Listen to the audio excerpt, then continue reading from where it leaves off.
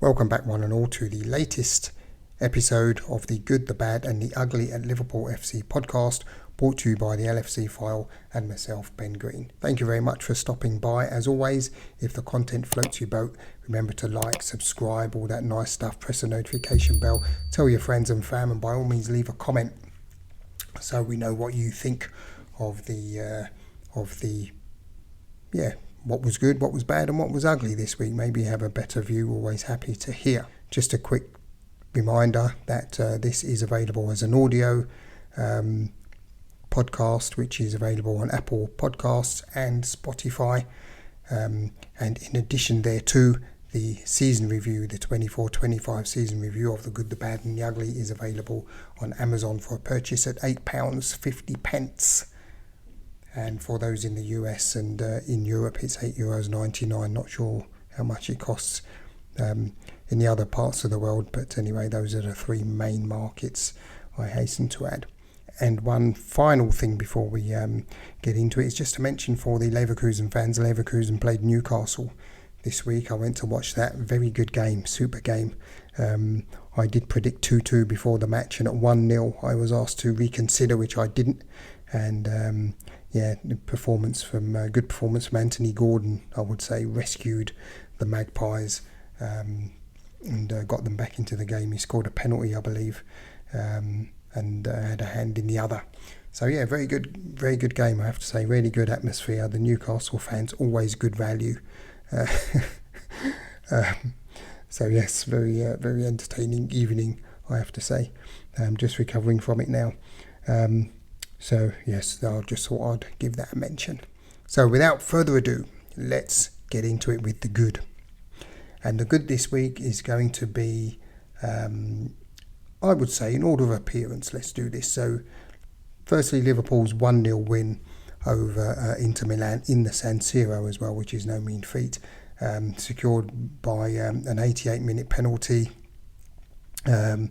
which Dominic Szoboszlai neatly tucked away. This was after Florian Wirtz was sort of tugged, his shirt was pulled, sufficiently enough, I would say, to hinder him going forward and maybe getting a touch on the ball, which was quite likely actually. So a fair penalty, I would say, all things considered. 1-0. Very good performance. I would say the new setup without Mo Salah, with this kind of midfield diamond of Gravenberch, Jones opposite Szoboszlai on the right, and McAllister up front in the middle there behind the two strikers, Isaac and Hugo Ekitike, seem to work pretty well. I'm not convinced with Isaac yet. I think he's kind of struggling at the moment to find his feet, but hopefully that will come. Liverpool haven't bought him, for no reason. So let's keep the faith and see how he gets on over the course of the season and indeed the future. So yes, but other than those two, I think the team played all right. Ekitike had a goal ruled out for offside as well. Very impressed with the Frenchman at the moment. So yes, if the midfield can chip in with a few more goals, I think we will be onto a winner, to coin an old phrase. But really happy with the performance. As reported in The Guardian, got Andy Hunter there at the San Siro. Szoboszlai steps up in place of Salah to sink Inter as Liverpool fans sing Slot's name, which I think was also a nice touch. Then he goes in to say, first, the Liverpool hierarchy protected Arne Slot's authority by axing Mohamed Salah from a daunting Champions League assignment in Milan. The Liverpool team then followed suit by inflicting Inter's first European home defeats in September 22. God, that was a long time ago. Not really. A brooding superstar with a bruised ego watched from afar while Liverpool fans serenaded Slot at the San Siro. So yes, good result there. That moved Liverpool. I think they're up to 8th now without looking in the Champions League table. So yes, nice result. Good for the confidence, to use an old cliche. And it was hoped that will be taken into the next game, which brings us swiftly on to the not bad. And the not bad this week will be none other than, of course, Liverpool's 2-0 home win over Brighton and Hove Albion, which again Salah started on the bench, although he was later introduced, I think, after about half an hour, with Joe Gomez going off injured. Hopefully it's nothing too serious, because I think his stability has helped the team, if the truth be known. That was a good game. I was a little bit apprehensive, I think, as most of the fans are at the moment, but it turned out to be a good game. I think Liverpool controlled it. It was a huge improvement on the recent showings from the team, and yeah, everybody played their part. I can't say there was anyone that played particularly badly, and again, this new setup, although I think against Brighton, Jones was more in the double pivot from what I saw anyway, but it was a really good performance. Shame Gomez was injured. That's the only downside, I would say. But yeah, the goals were very well taken from Ekitike. Quite typical of him, really. These very much sort of poacher's goals. One was short range, close in. Was it near the penalty spot? Blasted over or beyond the keeper. Let's say that was a good one.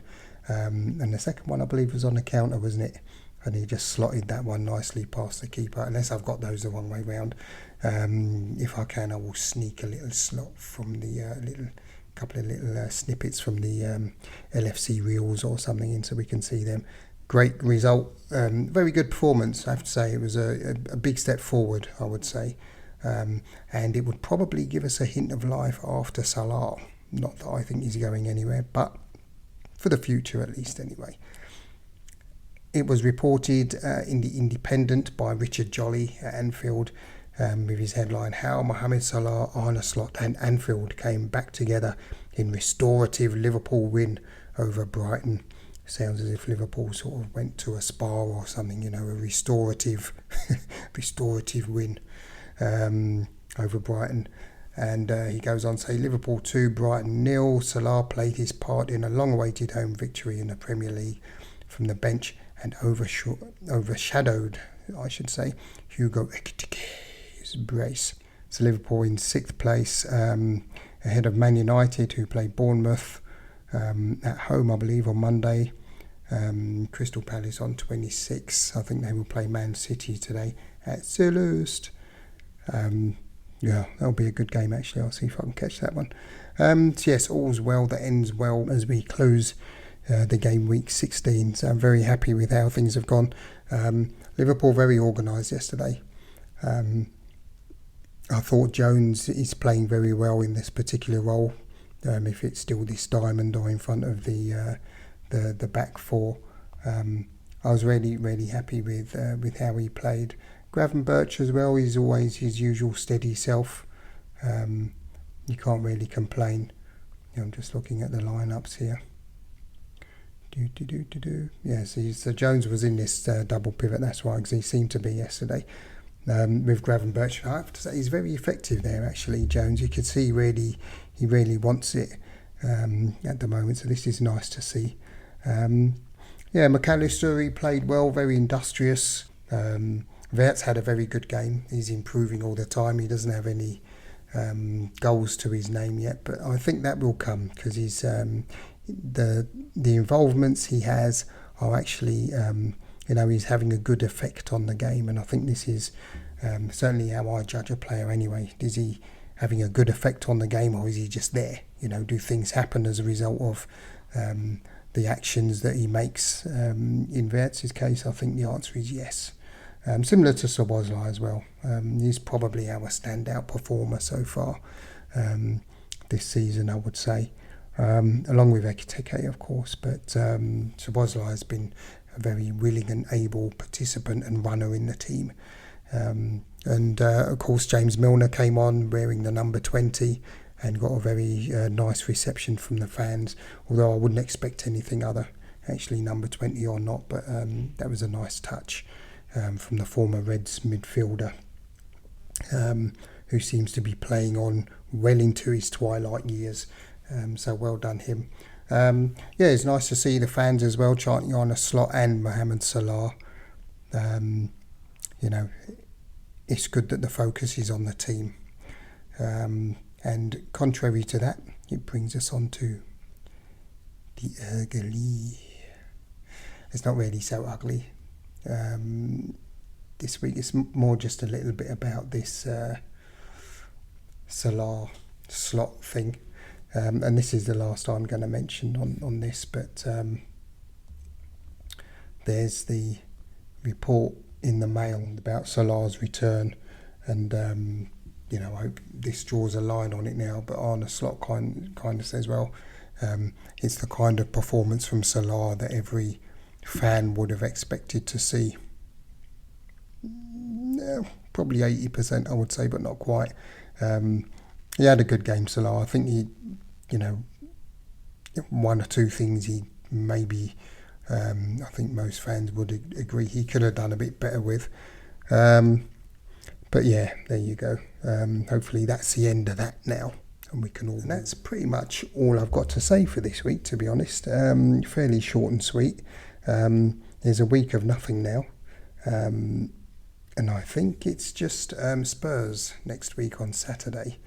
It was nice to have Liverpool play in the afternoon on a Saturday for once, instead of in one evening somewhere abouts. So that was good. It's going to be a 5:30 UK time kick-off on Saturday.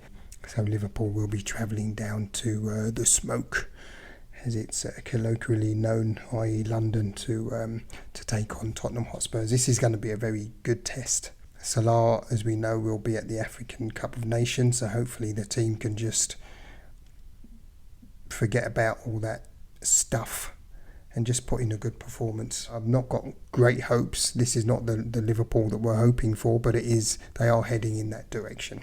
So I would think it will be a draw. So yes, yep, a draw would be my guess. So with that, I will wind it up there. Thank you very much for stopping by, folks. It's been much appreciated. So great help. As I say, the season review is out on Amazon, so please do make a purchase and support the channel. That will be very helpful indeed. And remember to like, subscribe, press the notification bell, leave a comment, tell your mates, and let's continue to proceed and grow the channel. It leaves me only one thing to say, and that is look after yourselves and one another, and I bid you a good week ahead. Until then, peace, your LFC file.